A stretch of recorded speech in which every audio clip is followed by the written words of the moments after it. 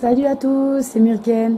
Alors, on se retrouve aujourd'hui pour une vidéo en fait que je veux consacrer à l'angéologie, à tout ce qui est univers des anges.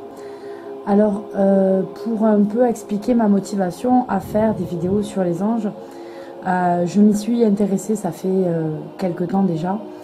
Et je suis tombée sur une vidéo de Solveig la dernière fois que j'ai écoutée plus précisément parce qu'il s'agissait de l'ange qui me régit et qui régit mon jour de naissance en fait.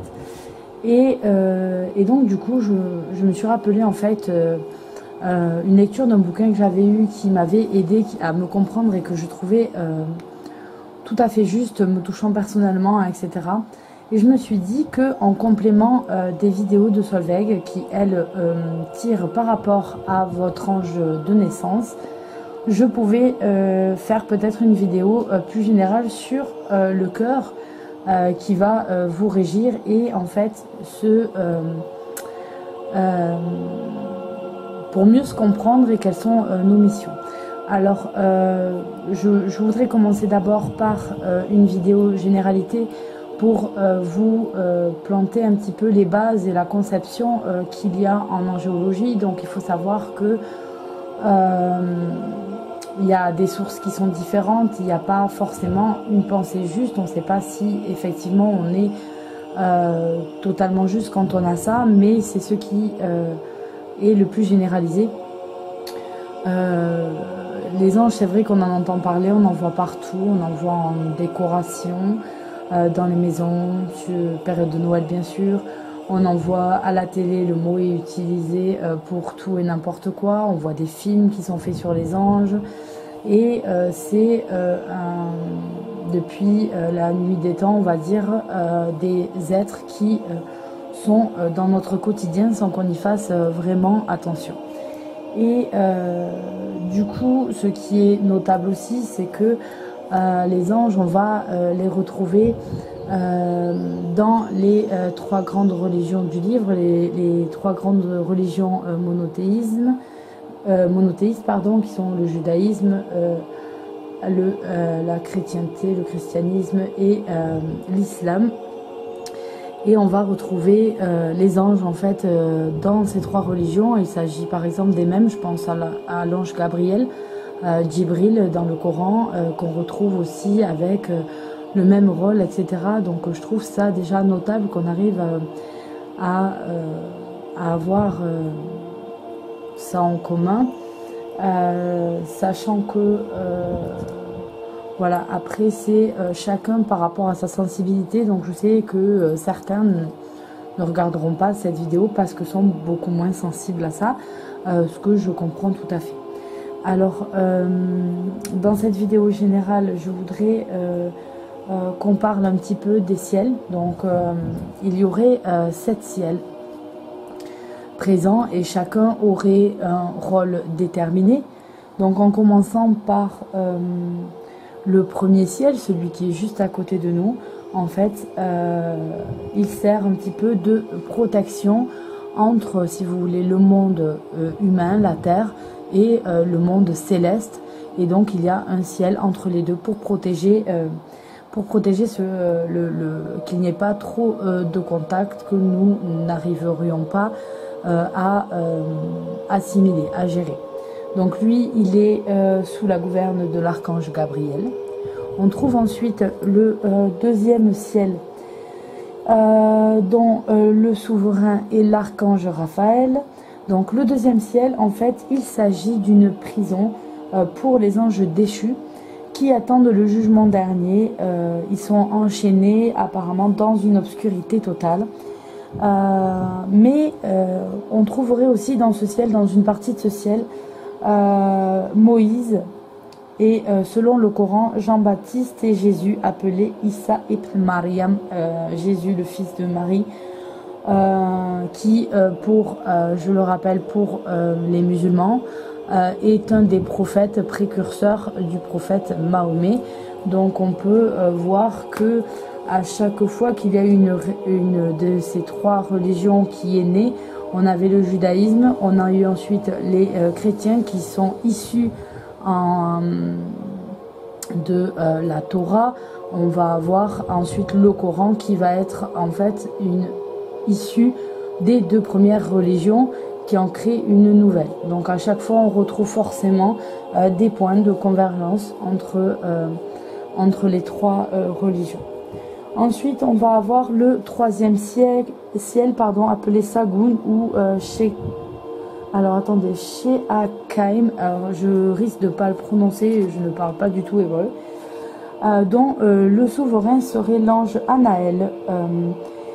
L'ange islamique de la mort Azraël vivrait aussi dans ce ciel. Donc en fait on va avoir un ciel qui est partagé en deux, où dans le sud on retrouve le jardin d'Éden où avaient vécu Adam et Ève avant d'en être chassés et d'aller vivre au premier ciel. Et donc là où il y a le jardin d'Éden, on retrouve l'arbre de vie. Et au nord, en fait, se dresserait ce qu'on appelle communément l'enfer, avec les démons et Lucifer à leur tête. Donc on dit l'enfer ne serait pas sous terre, mais serait au ciel, et donc dans une partie de ce troisième ciel. Dans le quatrième ciel, appelé Zéboul ou Bakonon, dont le souverain est l'archange Michel, on trouve en fait un temple sacré là où se trouve l'arbre de la connaissance. En fait, si vous mangez les fruits de cet arbre, vous gagnez la sagesse en fait, et la sagesse c'est le savoir absolu. Donc en mangeant ces fruits, vous acquérez tout ce qu'il faut savoir. Serait-ce supportable pour nous? Je ne sais pas. Au cinquième ciel, appelé Maté ou Maon, il y a deux souverains. Alors il y a Sandalphon qui est le frère de Métatron, qui est un séraphin, qui est le patron des séraphins, et Samaël. Donc apparemment un autre camp de prisonniers se trouverait au niveau du cinquième ciel, et il serait issu du funeste, je pourrais dire, 10e cœur des anges. Alors le 10e cœur des anges, en fait, il s'agissait d'anges qui ont été déchus. C'était des anges sexués qui se sont reproduits avec les humaines, qui ont par ailleurs transmis beaucoup de savoirs tels que l'astronomie, l'astrologie, etc. Et ça a donné naissance aux Néphilim. Comment dire, sorte de démons mi-humains, mi-pouvoir céleste, et ils ont donné en fait lieu au déluge, en fait, sont à la cause des problèmes de la tour de Babel, et a donné lieu au déluge qui les aurait pratiquement tous détruits. Donc les prisonniers restants seraient donc dans ce camp-là.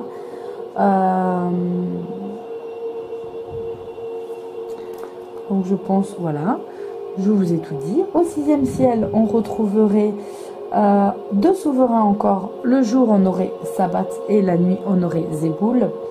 Le 6e ciel s'appellerait Zéboul ou Makon. Il est le lieu d'étude des anges, où vivent aussi 7 chérubins et 7 phénix.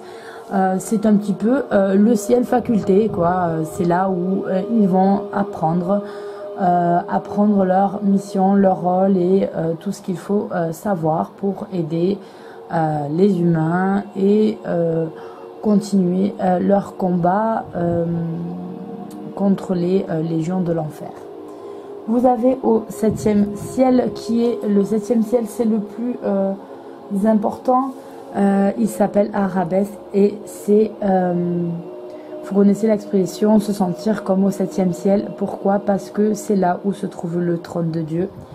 Dieu vit entouré d'anges, de séraphins, de chérubins, de trônes, ainsi que les âmes des hommes qui ne se sont pas encore incarnés et qui peuvent donc supporter les radiations de lumière en fait qu'il se trouve au niveau de ce 7e ciel. Alors je suis passée vraiment rapidement pour vous expliquer un petit peu quelle est la construction, parce que dans la façon dont je vais vous expliquer les choses, on comprend un petit peu mieux le passage, enfin le message que je veux vous expliquer dans les vidéos suivantes. Et donc j'ai perdu le fil et j'ai trop chaud. Oui, voilà, c'était important en fait que je base tout ça, mais voilà, je vous ai pas donné les descriptifs qu'on peut trouver. Donc il faut savoir que une des sources principales de connaissances qu'on a sur les anges se base sur la Kabbale et le livre d'Enoch, qui ne fait plus partie du canon chrétien depuis le Concile de Trente, et donc c'est dans les textes apocryphes qui ne sont plus reconnus dans le canon de l'Église qu'on va retrouver le plus d'explications sur le monde des anges. Alors, il faut savoir que les anges sont les catégories, si vous voulez, oui, on ne peut pas dire les grades, mais ils sont séparés désormais en 3 triades, puisque le 10e cœur n'existe plus et a été détruit. Donc nous allons avoir la triade haute, la triade moyenne et la triade basse.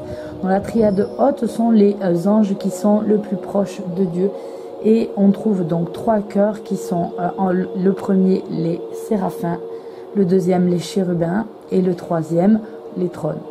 Donc les séraphins vont régir les natifs entre le 21 mars et le 30 avril. Ils sont dirigés par Métatron. Physiquement, la description que l'on trouve, c'est qu'ils auraient 6 ailes, 2 dont ils se cacheraient le visage, 2 dont ils se cachent les pieds et 2 qui les aident à voler. Donc on nous dirait que les séraphins en fait sont ceux qui peuvent enflammer dans le cœur de l'homme l'amour divin, l'amour pur, le plus pur qu'il existe. On nous dit qu'ils sont pure lumière, ils sont tellement brillants en fait qu'on ne pourrait supporter d'en voir un. Alors on nous dit que Lucifer était sûrement un séraphin, d'où le fait qu'il ait été déchu est la chose la plus marquante, puisque ce sont les anges les plus proches de Dieu. Et donc ça expliquerait pourquoi il s'appelle Lucifer désormais, parce que Lucifer c'est luz, la racine qui vient de lumière. On l'appelle aussi l'étoile du matin, l'étincelant. Donc on a tous ces adjectifs pardon, qui se rapportent au prince des enfers de cette façon. Ensuite, on va avoir le deuxième cœur des anges qui est composé de chérubins. Alors, c'est assez marrant parce que les chérubins, quand on y pense, on pense aux images un petit peu de jeunes enfants potelés avec des ailes, tout mignons. Les chérubins, voilà, ça nous fait penser à ça. Alors que les descriptifs que l'on trouve dans les différentes sources ne nous présentent pas du tout les chérubins de cette façon. Donc, les chérubins régissent les natifs du 1er mai au 10 juin et ils sont dirigés par l'archange Raziel, qui est là pour les contrôler. Donc en fait, le rôle premier des chérubins est de protéger l'arche d'alliance. Donc en fait, c'est un coffre dans lequel on trouverait la manne, le bâton d'Aaron qui était un bâton qui avait fleuri en fait tout seul, et les tables de la loi, les 2 tables de Moïse. Donc en fait, pourquoi je dis que le descriptif physique des chérubins dont on en a dans l'esprit et ceux qu'on trouve dans les sources n'est pas les mêmes, c'est qu'en fait les chérubins auraient 4 visages. On aurait à l'avant un visage humain, sur la droite ils auraient un visage de lion, sur la gauche un visage de taureau et à l'arrière un visage de l'aigle. Donc pour ceux qui pratiquent le tarot, réfléchissez à la carte classique de la carte du monde où on a dans les 4 coins un lion, un aigle. Donc voilà, est-ce que on n'a pas une influence là-dessus sur la carte du tarot? En tout cas moi c'est ce qui m'a un petit peu sauté aux yeux à ce moment-là. Donc ils auraient aussi des pieds en forme de sabots de taureau, oh là là, de taureau étincelant un petit peu comme du cuivre. Donc il faut savoir qu'en ce moment j'ai acheté un livre sur le tarot qui est un livre qui analyse en fait surtout ce qu'on peut retrouver dans les symbolismes de Kabbale, etc.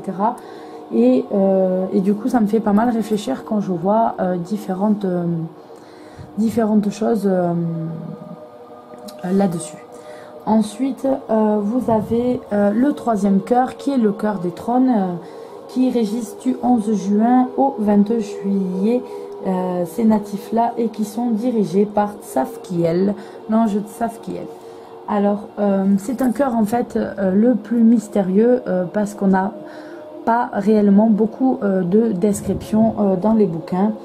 En fait, eux, ils sont en train de protéger tous les anges qui sont en bas dans les cœurs des triades en dessous, des séraphins, des chérubins qui en fait par leur vibration brûleraient le monde en dessous. Donc en fait ils servent déjà de bouclier. On sait aussi que ce sont eux qui peuvent amener rapidement, qui agissent rapidement.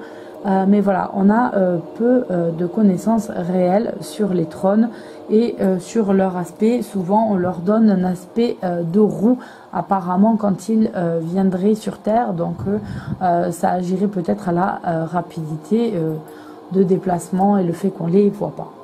Ensuite on passe à la triade moyenne, et donc dans la triade moyenne on va retrouver encore 3 cœurs. On aura les dominations, les puissances ou appelées aussi les pouvoirs, et les vertus. Donc les dominations sont pour les natifs du 23 juillet au 2 septembre et ils sont dirigés par l'ange Tzadkiel. En fait ce sont les médiateurs de la grâce divine. Ils sont là pour surveiller la hiérarchie céleste, que tout soit bien respecté et dans l'ordre pour pouvoir avancer. Le 5e cœur, composé des puissances, régit les natifs du 3 septembre au 13 octobre et sont dirigés par l'archange Kamaël. Alors eux, ils accomplissent en fait des miracles, ils prêtent leur assistance dans les grandes périodes de détresse. Ce sont souvent, quand il y a des miracles de fait, ils sont souvent faits par les puissances, et on nous dit que 2 puissances auraient accompagné le Christ jusqu'au ciel, c'est eux qui l'auraient amené. Ensuite le 6e cœur est le cœur des vertus qui dirige les natifs du 14 octobre au 22 novembre et il est dirigé par l'archange Raphaël, oui, qui est secondé par l'archange Michael pour son rôle. Donc en fait, les vertus seraient le premier cœur des anges que Dieu aurait créé. Ils gardent la frontière entre l'enfer et la terre. Donc en fait, ce sont eux qui sont chargés de surveiller que les démons et les légions de l'enfer n'envahissent pas la terre. Et donc en fait, on nous dit que les anges déchus proviennent en majorité des vertus, parce que c'est justement leur contact permanent avec les démons qui en fait finissent par entre guillemets les contaminer. Donc on passe ensuite à la triade basse. Donc dans la triade basse, vous allez avoir le 7e cœur qui est les principautés, qui régissent les natifs du 23 novembre au 31 décembre et qui sont dirigés par l'archange Aniel, puis secondés par l'archange Uriel. Les principautés, ce sont les protecteurs des humains et de leurs biens. En fait, leur rôle est aussi de gérer les prières qui sont faites, qui leur sont faites ou qui sont faites à Dieu, et d'en assurer le cheminement à qui il se doit. On a ensuite le cœur des archanges qui régit du 1er janvier au 9 février. Alors, bien sûr, les archanges, c'est un des cœurs les plus connus, puisque c'est ceux dont on entend le plus parler, même quand on est tout à fait ignorant en angéologie. Donc, il est dirigé par l'archange Michael, secondé par l'archange Raphaël. En gros, les archanges, ce sont les plus grands messagers de Dieu. ils transmettent aux hommes les révélations divines et ils commandent les légions célestes dans le combat contre les légions de l'enfer. Donc c'est pour ça que souvent on voit les archanges armés d'une épée ou avec une représentation avec une armure. Et donc oui, effectivement, ce sont eux qui amènent les messages de Dieu sur terre. Et donc on a bien sûr le message, un des plus connus, qui est le message bien sûr de l'ange Gabriel, annonçant à Marie le fait qu'elle portera le Messie en son sein. Ensuite, on finit avec le 9e cœur, qui est le cœur des Malaks. Les Malaks, ce sont en fait les anges qui régissent du 10 février au 20 mars les natifs de cette période et qui sont dirigés par l'archange Gabriel. Donc en fait, les Malaks, ce sont les anges, c'est-à-dire ceux qu'on considère comme le petit peuple céleste. Ils sont une multitude. Ce sont ceux qui peuplent le plus en fait les royaumes célestes. C'est aussi les petits messagers ou les anges gardiens. En fait, quand vous avez l'impression d'avoir, qu'on vous dit attention ou ce genre de choses, qu'on vous a prévenu, vous avez un instinct, quelque chose qui vous dit oh là je vais faire attention, ce genre de choses, c'est votre malak, votre ange gardien qui est là et qui essaye de vous protéger d'un certain danger ou de vous aider comme il peut. Donc voilà, on dirait, en fait, on voit souvent qu'à chaque, enfin on voit souvent écrit que les malaks en fait sont créés à chaque souffle de Dieu. Il crée des malaks. Donc en fait, il y a assez pour tout le monde.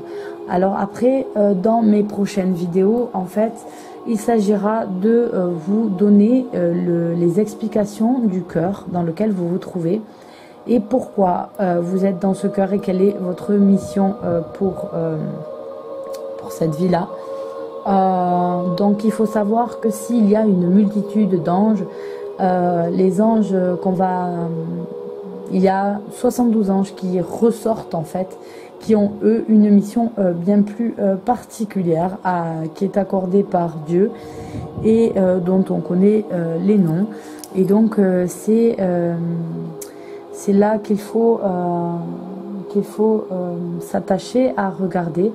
Et en fait, dans mes prochaines vidéos, le processus en fait, pour vous expliquer, c'est que vous commencez vos vies. Alors c'est là qu'on se rapproche, c'est assez marrant de la notion de karma et de la notion bouddhiste par exemple d'accéder au nirvana, c'est-à-dire que votre âme en fait va se réincarner jusqu'à ce qu'elle ait appris totalement de ses erreurs et qu'elle soit assez sage et pure pour pouvoir se reposer dans ce fameux jardin d'Éden. Et donc du coup dans ce paradis, et donc en fait vous allez avoir des épreuves en fonction du cœur où vous allez naître. On sait un petit peu comment sera mené votre chemin de vie, et donc vous allez devoir monter jusqu'au niveau du cœur, de passer les épreuves du cœur des séraphins pour pouvoir accéder. Donc quand vous naissez au cœur des séraphins, vous savez que vous êtes déjà en processus pour arriver à la fin de votre cheminement. Par contre, vous allez, si vous faites des erreurs, systématiquement repasser par le cœur des trônes qui va vous donner les épreuves à vivre pour arriver à apprendre ces leçons et retourner, essayer cette fois-ci de repasser un petit peu votre examen. Donc voilà un petit peu comment il faut comprendre mes prochaines vidéos. Donc voilà, moi je ne vais que vous expliquer les cœurs par période correspondante. Donc là on commence par les trônes et ensuite on va continuer jusqu'à, on finira nous par les chérubins. Donc on se retrouvera jusqu'en mai de l'année prochaine, mai-juin de l'année prochaine. Et donc je vous donnerai systématiquement les anges au sein du cœur, là où vous êtes natif, les anges qui vous aident en particulier dans votre période. Et je vous conseillerais du coup d'aller voir les vidéos de Solveig qui, elle, explique que fait cet ange et quel est son rôle. Donc au fur et à mesure, vous suivrez sa chaîne pour voir quand votre ange sort et pour pouvoir en avoir les explications. Il me semble que c'est le mieux de travailler en complémentarité que de faire les mêmes vidéos, et peut-être du coup j'en aurai pas le temps et je spoilerai. J'ai pas envie que certains aient eu les résultats et les autres non. Donc voilà, je vous retrouve tout de suite pour la première vidéo qui seront pour les natifs des trônes.